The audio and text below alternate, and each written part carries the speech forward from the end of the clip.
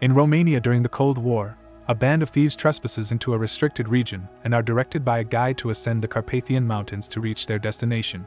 Despite the physical exertion, they eventually stumble upon an abandoned church containing a peculiar passage that leads to the crypts.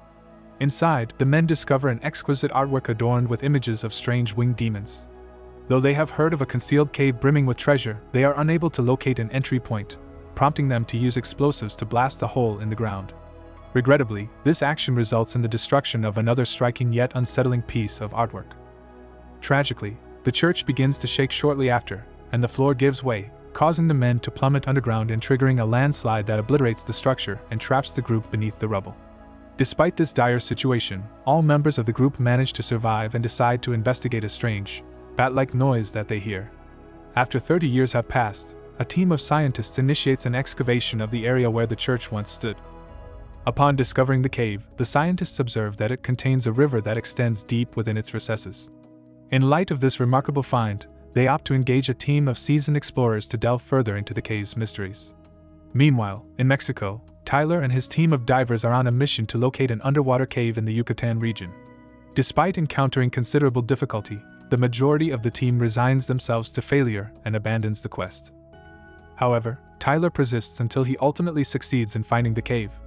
Upon returning to the boat, he feels a sense of pride but is promptly scolded by his brother Jack, who reminds him of the importance of prioritizing his own safety and adhering to the group's agreed-upon schedule. Later that evening, the team receives a call from Dr. Nikolai, who seeks their expertise to explore the subterranean cave beneath the ruins of the church. He claims the cave extends to a depth greater than 19 miles and wishes to document their findings. Intrigued by the proposition, the team accepts the job. The next day, they arrive at the exploration site and begin to prepare their equipment.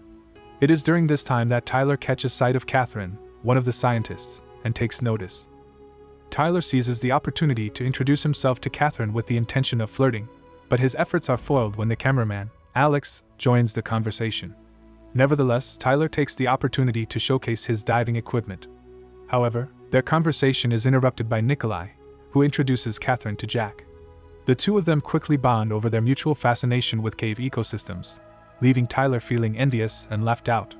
While nursing his wounded pride, Tyler notices Alex snapping pictures of an unusual discovery, the remains of a human being that the team has discovered in the cave. Later that evening, the team of scientists and explorers convene to review the information they have gathered thus far. They have discovered an immense cavern approximately 300 feet below ground, which they have dubbed the Titan Hall, featuring a sump that leads to an underwater passageway. The team is in search of a dry cavern within the cave system where they can establish a base camp for the scientists to collect samples. Given the cavern's enormous size, they anticipate that they will need to spend 12 days exploring the depths of the cave. Survival expert, Top, cautions the team to respect the cave and exercise caution, reminding them of the discovery of the human remains. Following the meeting, Nikolai shares with Tyler and Catherine the legend surrounding the cave. According to the story, the church was constructed to seal off the cave as a demonstration of God's protective power. Broken pieces of art suggest that knights ventured into the cave to engage in combat with demons. The following morning, the team begins their descent into the hole. Upon reaching the Titan Hall, the team is in awe of the stunning beauty of the cavern and sets to work readying their equipment for the exploration. After deliberation, they choose Briggs as the initial scout, and he eagerly dives into the water, eventually discovering a bend in the cave after several minutes of swimming. He notifies the others of the potential signal loss and promises to contact them as soon as he is able to install fiber optics on the other side using his communicator. As the team waits, Tyler voices his displeasure about not being selected, believing he's the most skilled scout, but Jack remains resolute in his choice, possibly as a means of penalizing Tyler for his actions in Mexico.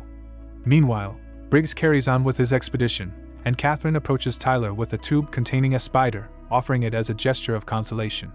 They connect over their shared desire to be the first to uncover a previously unseen discovery. The creature resists being restrained and bolts away, but Briggs suddenly turns ashen and claims there's another entity present. The communication begins to falter, and after a brief moment, the team loses contact with Briggs. They attribute the issue to signal problems and resolve to dispatch Tyler and Strode, a specialist in sonar, to repair the cables while the remainder of the team delves into the tunnel.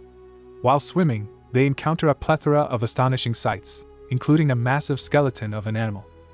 While the majority of the group remains to examine the enormous skeleton, Jack and Top arrive at the base and discover Briggs' gear, but not Briggs himself.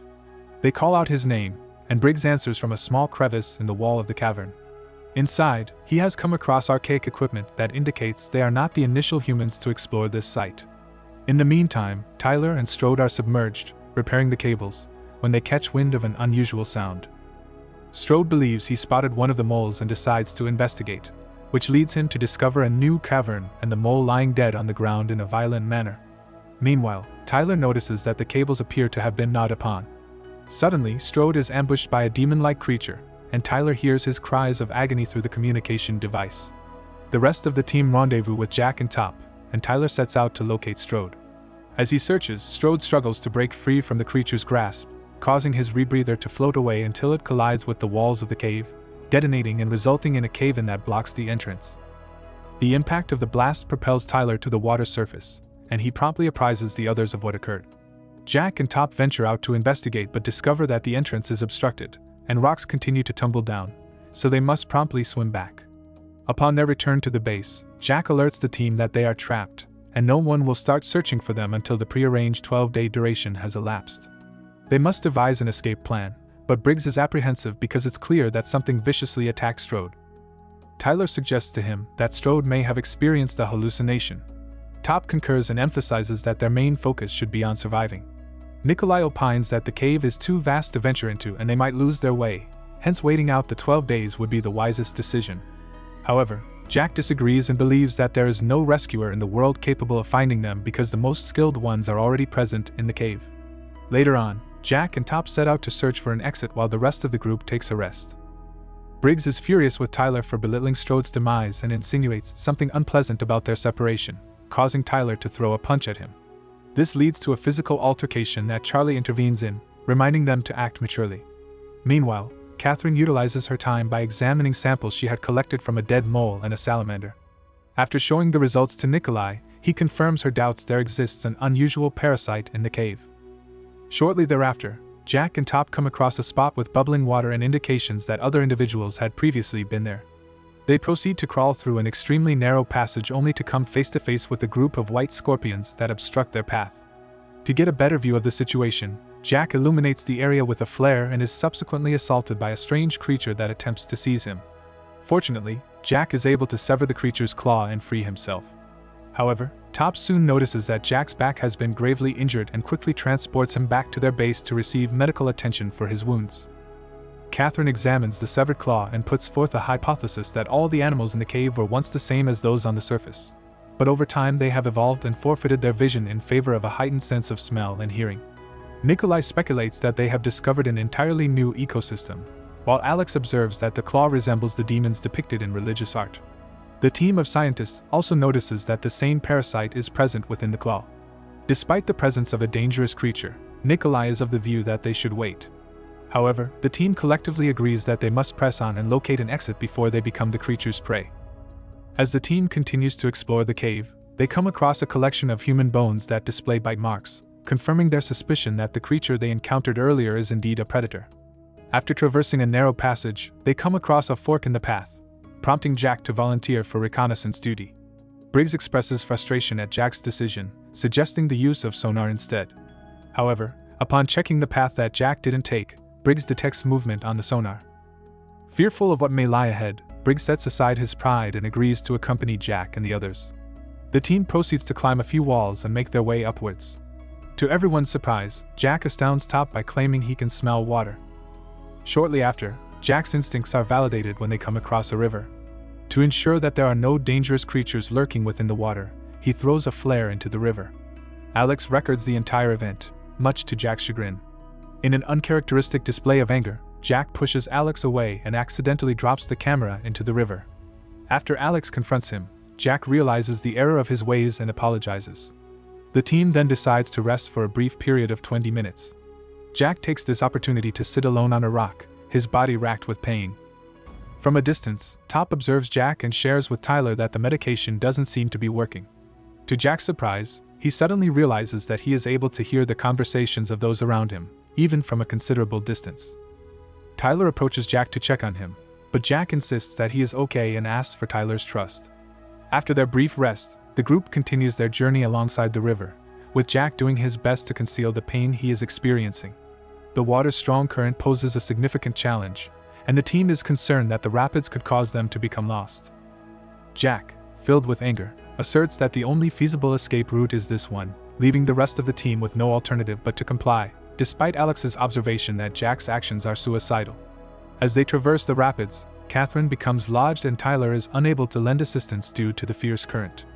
Meanwhile, the flow of water propels Tyler away from the rest of the group, and Nikolai clings to a rock with a wounded leg, having been thrown against the cave wall by the force of the current. In due course, Tyler descends a waterfall and is soon followed by Catherine, who reveals that she was held back by an unknown object. Shortly after, Charlie catches up to them and alerts them to an abnormality in the water. Upon inspection, Tyler discovers a peculiar species of eels possessing large teeth.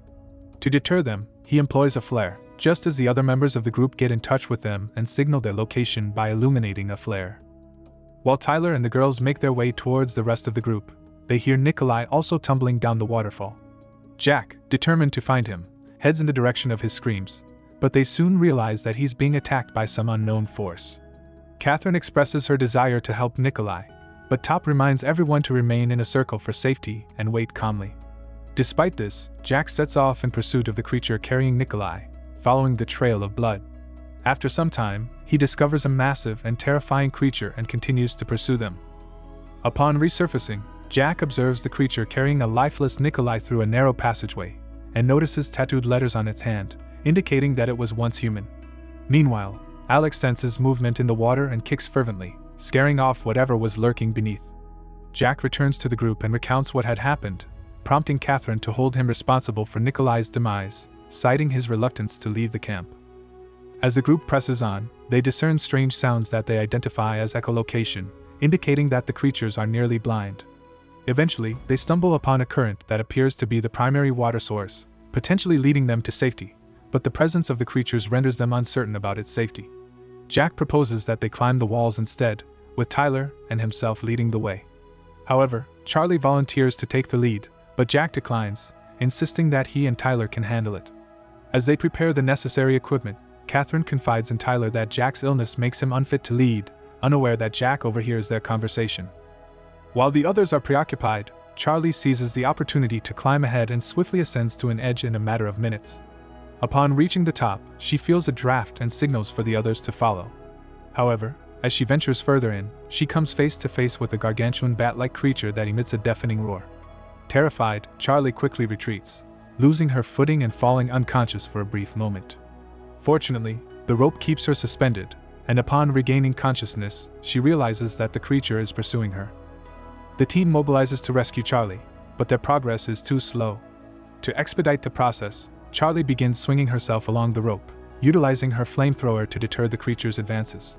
Once she has built up enough momentum, Charlie severs the rope and leaps onto an adjacent wall, believing herself to be out of danger. Unfortunately, the creature proves to be capable of flight and descends upon her, initiating an attack. Charlie puts up a valiant fight, deploying her flamethrower to set the beast ablaze. After the demise of the creature, Charlie also passes away, which leaves the team distraught. As they recover Charlie's body, they observe an alarming transformation in Jack's appearance. His skin has become pale, and his pupils have become narrow. Catherine finally comprehends that the parasite has infiltrated Jack's body through his wounds, causing him to undergo the same changes as the other animals and individuals on this site. Although Tyler tries to justify his brother's actions, Catherine, Alex, and Briggs refuse to heed him any longer, and instead, they head towards the primary water flow that they had spotted earlier. Following the elimination of the creature by Charlie, Jack, Tyler, and Top ascend the wall, as the corridor is now secure. They quickly arrive at a frozen, steep cliff, and Jack decides to descend it. Unfortunately, Tyler slips and narrowly manages to cling onto an edge, but in doing so, his rebreather falls and hits Top, causing him to slide down and injure his leg. Additionally, the rebreather creates a hole in the ice wall, uncovering another cavern. The threesome explores the vicinity and discovers numerous skeletons adorned in medieval armor, verifying Nikolai's tale. As they venture further, Jack stumbles upon daylight beneath the gurgling water, indicating their escape route. However, Jack's health rapidly deteriorates once again, but he disregards it and urges his companions to depart while he looks for the remaining individuals. Tyler vehemently opposes this proposal, citing Jack's obvious illness, which infuriates Jack to the point of nearly inciting a brawl. However, Top intervenes and persuades Jack that Tyler should be the one to search for the remaining individuals. In the meantime, Catherine and the rest prepare to swim, but Briggs detects the creature's approach. He instructs his companions to flee while he illuminates a flare, but the creature remains unafraid and attacks him. Meanwhile, Jack and Top also encounter a creature. Jack and Top swiftly evade the creature's attack, but unfortunately it snatches one of their rebreathers as it flies by. On the other hand, Tyler navigates through the water, disregarding the eels, and surfaces to find his team's gear stained with blood. As he hears screams, he follows them to discover Briggs being seized by the beast. Tyler squeezes through the crevice in an attempt to rescue Briggs, but he arrives too late. The creature has already impaled Briggs on the stalactites. As Briggs draws his last breath, he discloses to Tyler that Catherine is situated further inside the tunnel and bequeaths his pickaxe to him. However, at that very moment, the creature materializes, prompting Tyler to flee through the tunnel, only to encounter another creature on the opposite end. Luckily, he crosses paths with Catherine, who employs the sonar to produce intense sound waves that repel the creature, as sound is their Achilles heel. Together, Tyler and Catherine make their escape until they reach a river, where they leap in and share Tyler's rebreather. As they navigate through a tight passage, they lose the rebreather and Catherine loses consciousness, causing Tyler to haul her to the surface. Fortunately, Tyler's administration of CPR revives Catherine. Suddenly, they hear an eerie noise, but it transpires to be Alex, who informs them that the monster is pursuing him. Tyler discovers an ice formation and assumes it links to the one previously found by Jack. As a result, the group begins ascending immediately. Shortly after, they stumble upon the cavern with the remains and reunite with Top and Jack. The creatures are suspended from the ceiling in a way that suggests they are anticipating something, indicating the urgency of the situation. However, they are short on rebreathers, and even sharing wouldn't be enough. To solve this issue, Jack volunteers to retrieve the one that the monster took. While the rest of the team proceeds towards the water, they accidentally drop a rebreather, creating enough commotion to attract the creature's attention. Alex utilizes the sonar to prevent the creature from getting too close. However, the monster starts to destroy stalactites, causing debris to fall on Alex and injuring his leg.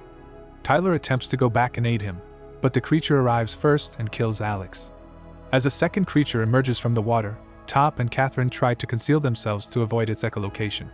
Despite their efforts, the monster discovers them and persists in attacking them, even when Top strikes it with the rebreather.